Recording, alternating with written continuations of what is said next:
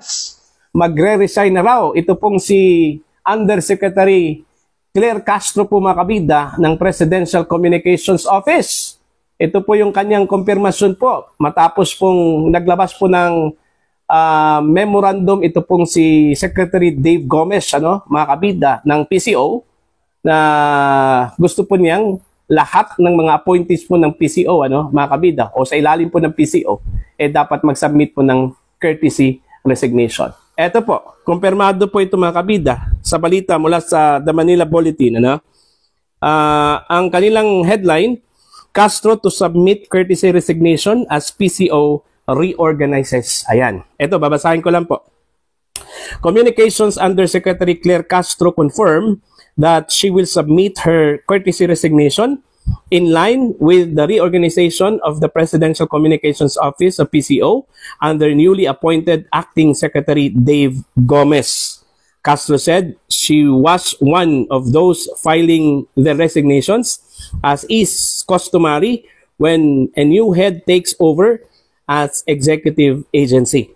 Ang sabi po ni Castro dito, opo, meron po, kasama po tayo doon. Yes, there will be resignations. I am included, she told True FM on Wednesday, July 16. She added that she would file her resignation immediately. Na yung araw daw mga kabida, The move allows Secretary Gomez, who took his oath last week, to reorganize his team and appoint staff he feels are best suited to implement the administration's communication agenda.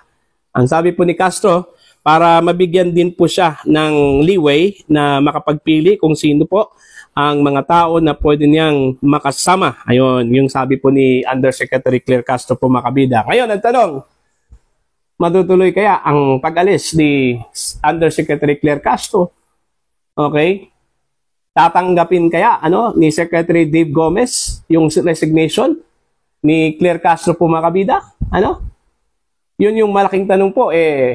Ako, duda po ako dyan duda po ako dyan talaga, yung courtesy resignation kasi mga kabida, tama yung sinabi ni Undersecretary Castro, customary yan, Every time, pag meron pong bagong head ang isang ahensya po ng gobyerno, depende yan ng leader o ng head po, yung bagong appointee, kung i-implement niya yung reorganization po, Meron ding mga bagong leader po o bagong head po ng ahensya na status quo po mga kabida, meaning kung sino yung mga current roster of employees po at officials, hahayaan na lang po niya yun.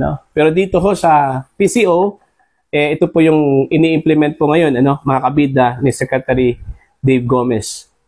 Siguro gusto po niyang malaman kung sino yung nagtatrabaho, sino yung nag-perform po mga kabida, At sa mga nag-perform, baka po bibigyan po niya ng chance na mananatili po mga kabida, Pero yung mga hindi ho nag-perform, sigurado po tayo dyan, na babay talaga, mga kabida. Pero dito po sa case po mga kabida, ni Yusek Claire Castro, anong sa tingin po ninyo?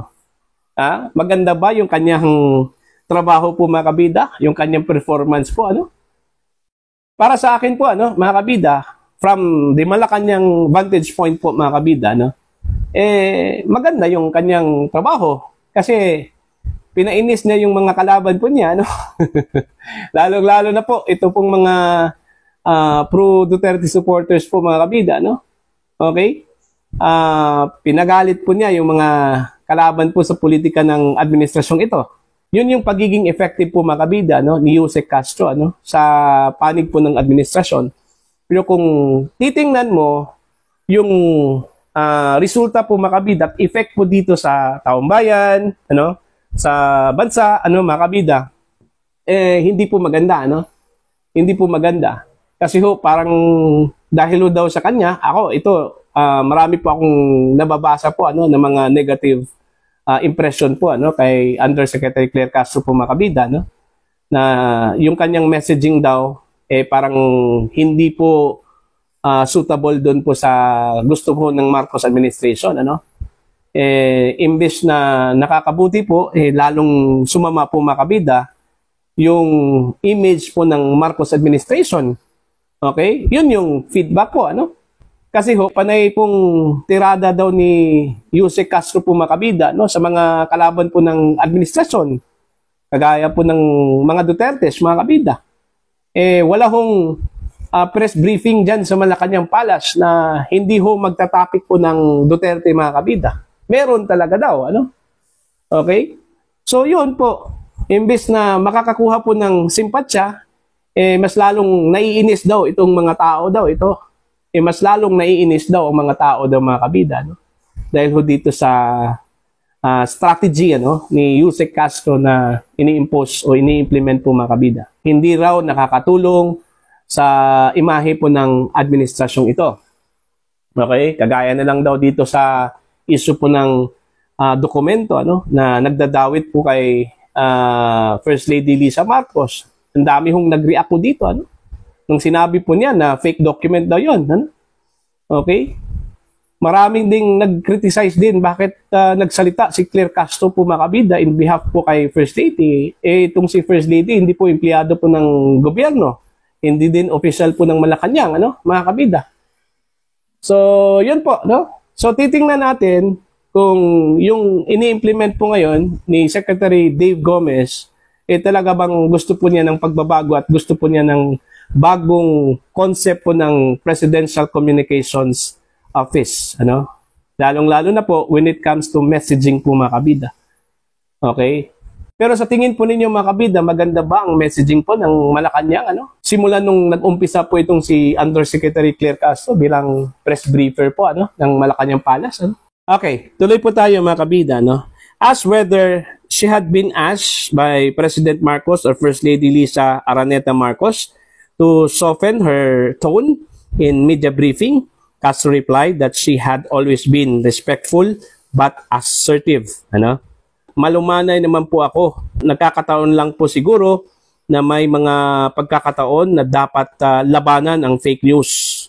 She also denied being told to step back from daily briefing or to tone down her delivery. Mahirap naman kasi na mag-acting ako. It would be difficult for me to act or pretend, ano? Castro emphasized that her responsibility as Palace Press Officer was not to please anyone, but to present the facts to the public, especially amid disinformation. Siguro ang gusto lang naman nila sa akin kung ano man ang totoo. So kung ano po yung akin at ano yung hawak ko na katotohanan, yun lang po ang ilalaban natin. Castro added that she was unaware of any specific complaints or calls for her removal and maintained that her actions had always been guided by service to the Filipino people. Ayan. Yun yung pahayag po, mga kabida, no, ni Undersecretary Claire Castro. Alright? So, sa aking punto de vista po dito, mga kabida, no, sa pananaw ko lang po ito, mga kabida, kung maganda ba ang performance ni Undersecretary Claire Castro, sa vantage point po ng Malacanang po, mga kabida, effective. Ito pong si Castro kasi marami hong naiinis sa kanya eh. Lalong-lalo na po itong mga kalaban po sa politika, no? Kalaban po ng administrasyon po, mga kabida. Okay? Lalong-lalo na po ito pong mga supporters po ng mga Duterte, ano? Kasi mantakin nyo, panay Duterte, halos lahat ng press briefing dyan, may Duterte talaga, no, na topics po. Hindi ho mawala yung Duterte na topic po dyan, mga kabida. Okay? Kaya nga, sa vantage point po ng Malacanang, effective, very effective ito pong si Castro, ano.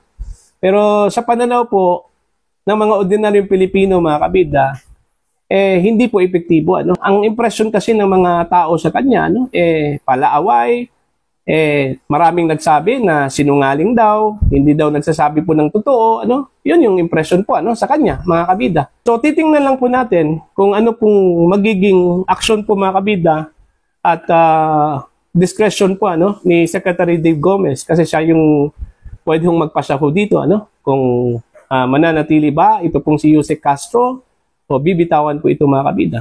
Magdedepende kasi yan, ano, sa gustong style, ano, ni Dave Gomez sa kanya hong pamumuno bilang Presidential Communications Office Secretary po, mga kabida. Kanya-kanya kasi yung style, no, ng mga PCO secretary po, ano. Kagaya na lang pong dating secretary po na si J. Ruiz, iba yung kanyang style, ano. Iba din yung style po ng mga naunang mga PCO secretary, ano, mga kabida. At most likely, iba din yung siguro yung style po ni Dave Gomez, ano, mga kabida. Okay, pwede ding yung style po ni Yusek Castro ay hindi po suitable sa panlasa po ni Dave Gomez, ano. Pwede ding kung ano yung style po na ipinakita po ni Yusek Castro po, mga kabida, same sila po ng style, ano, ni Dave Gomez.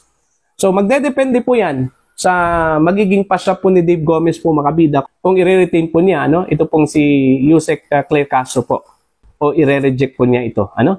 Pag tatanggapin po niya, that means babay na Yusek Claire. Pero kung i-reject po niya ito, mga kabida, that means mananatili po itong si Undersecretary Claire Castro po, mga kabida, sa kanyang trabaho bilang press officer.